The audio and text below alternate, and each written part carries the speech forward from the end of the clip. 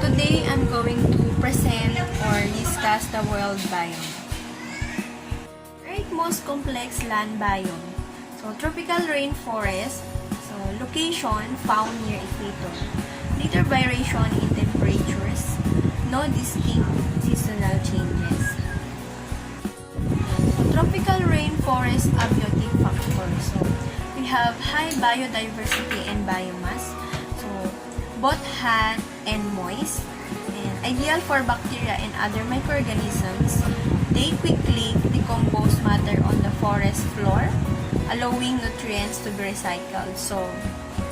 We have greater than 1 centimeter topsoils and about 100 in per year rainfall. Tropical rainforest, plant adaptations, we have examples that we have the bougainvillea and the bangkul bamboo. Sunlight is a major limiting factor. Plant grow in layers, canopy receives most light. Shallow wide roots since soil is soaked in a poor nutrients. Little sun reaches the floor. We have next slide, the tropical rainforest animal adaptations. We have the silver gibbon and waggler pit viper and slender loris. Many symbiotic relationships lives in different level of canopy. Many animals are specialists and require special habitat component to survive. Camouflage is common. Next slide. We have the threats to the tropical rainforest. Humans thrive the rainforest for uses including the logging, cattle ranching. In addition to plants and animals that are displaced by this destruction, by inter-civilization of people are also without a home. You can help by promoting sustainable use of the rainforest products. In this slide, we have temperate deciduous forest. Location found in temperate zone. We have about 48 north lat. Much of human population lives in this biome. Madaming tao. Slide, we have the abiotic factors of this temperate deciduous forest. Characterized by an abundance of deciduous. Leaf-bearing trees. Characterized by 4 seasons. Soil, deep soil layer rich in nutrients. Precipitation, 30 to 100 in per year in all forms. Snow, rain, hail, and fog, and etc. Slide. We have the plant adaptation of the temperate deciduous forest. We have lady fern, white birch, and guelder rose. More diversity in the deciduous forest versus the coniferous forest due to the increase of sunlight.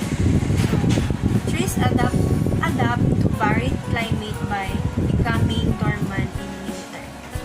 The deciduous forests grow in layers. More sunlight reaches the ground compared to the rainforest, you will find more ground-dwelling plants. In this next slide, we have naman yung mga animal adaptations ng temperate deciduous forest. We have here bald eagle, least weasel, and fat dormouse. Loose winter coat adapt to many seasons and eat from different layers of the forest. Next slide, we have the treatment or the treats to temperate deciduous forest. Many forests are cleared to provide housing for humans, and careful use of the system if we don't take too much habitat away. Slide, we have savannas or the tropical grasslands. So, contain the greatest number of grazing animals on Earth. So, location, we have found in tropical near equator. And amount of precipitation support tall grasses but only associational trees. The word savannas or savanna stem from an American term for plain. In this slide, we have the abiotic factors of this tropical savanna. Rainy and dry season, 25 to 150 per year precipitation. Fire play a large role in this ecosystem. In this slide, we have the plant adaptation of the tropical savanna. Grows in stuff, resistant to drought. Many plants have thorn and sharp leaves to protect against predator. So we have here whistling thorn, umbrella thorn acacia, and the kangaroo spouse, and we have the baobab. We have the baobab. So these are the plant adaptation of the tropical savanna. We have the animal adaptations of the tropical savanna. So we have here the chacma baboon or chacma baboon. Hindi ko alam kung ano yung correct pronunciation niya, basta chacma baboon. So zebra, so adapt for short rainy season. Migrate has necessary. Limited food leads to vertical feeding. So, reproduce during rainy seasons to ensure more young survive. So, in this slide, we have the traits to the tropical savanna. So, invasive species change in fire management. So, because of their low elevations, some savannas are threatened by minor rises in sea level associated with global climate change. We have the next topic. We have the desert ecosystem. So, location depending on type of desert, you will find them in various locations. We have the abiotic factors of the desert. So, greater 10 years per year of rain, little to not topsoil due to high winds, minerals not deep in soil, too dry for decay. While there are many types of desert, they all share one characteristic. So they are the driest place on Earth.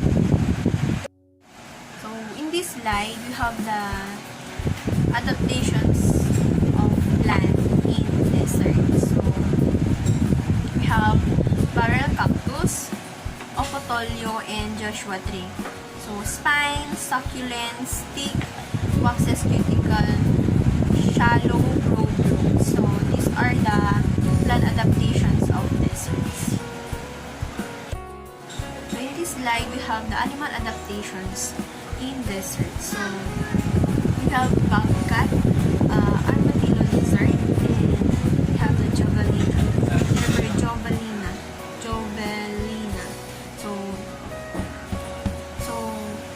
Get water from food, thick outer coat, burrow during day, large ears, and smaller animals equals less surface area. These are the desert animal adaptations. So we have the threats to the desert. So residential development of road, recreational activities destroy habitat for plant and animals. So some plants are removed by collectors, endangering the population. So we have dry desert and sonoran desert. So these are the traits to the deserts. yun na po nagtatapos ang presentation natin about sa biomes. So, thank